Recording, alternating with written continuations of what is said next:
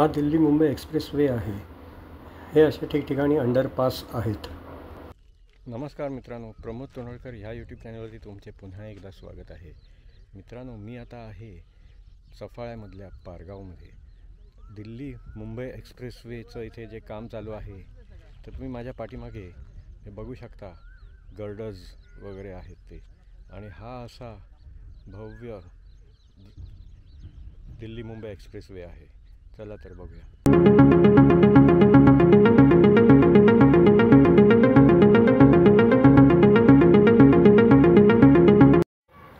हा दिल्ली मुंबई एक्सप्रेसवे ह्या 6 राज्यांमधनं पास होतो।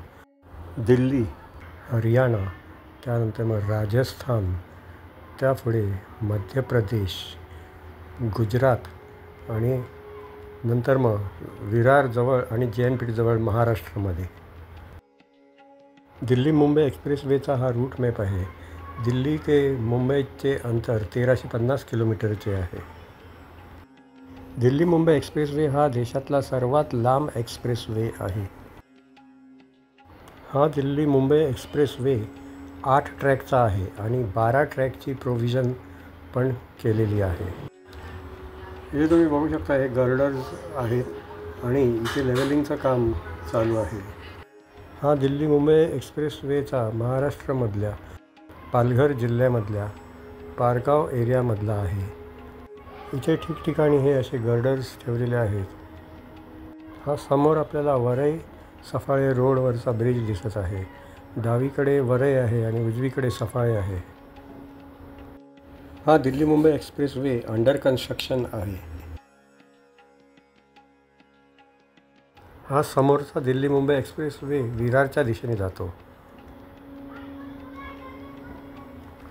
आणि आता हा उजवीकडचा दिल्ली मुंबई एक्सप्रेसवे पालघरच्या दिशेने जातो।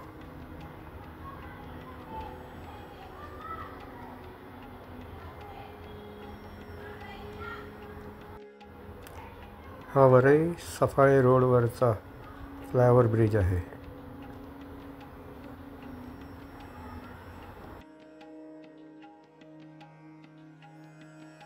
इथे ठिकठिकाणी असे हे अंडरपास बनवले आहेत।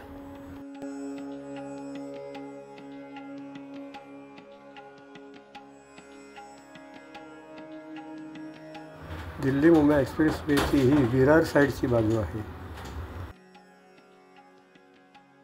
हा इथे वैतरणा नदीला जायला अंडरपास आहे आणि इथे उजवीकडे तुम्ही बघू शकता, ही पालघर साईडची बाजू आहे। दिल्ली मुंबई एक्सप्रेसवे ह्या 6 मुख्य शहरांमधनं पास होतो: अहमदाबाद, कोटा, वडोदरा, जयपूर, उदयपूर आणि मुंबई। महाराष्ट्रामधल्या दिल्ली मुंबई एक्सप्रेसवेचे एंट्री आणि एक्झिट पॉईंट्स असे आहेत: विरार, वसई, भिवंडी, कल्याण, ठाणा आणि मुंबई। दिल्ली मुंबई एक्सप्रेसवेचे महाराष्ट्रामधले किलोमीटरचे अंतर 171 आहे। या दिल्ली मुंबई एक्सप्रेसवेचे काम 2019 साली सुरू झाले होते।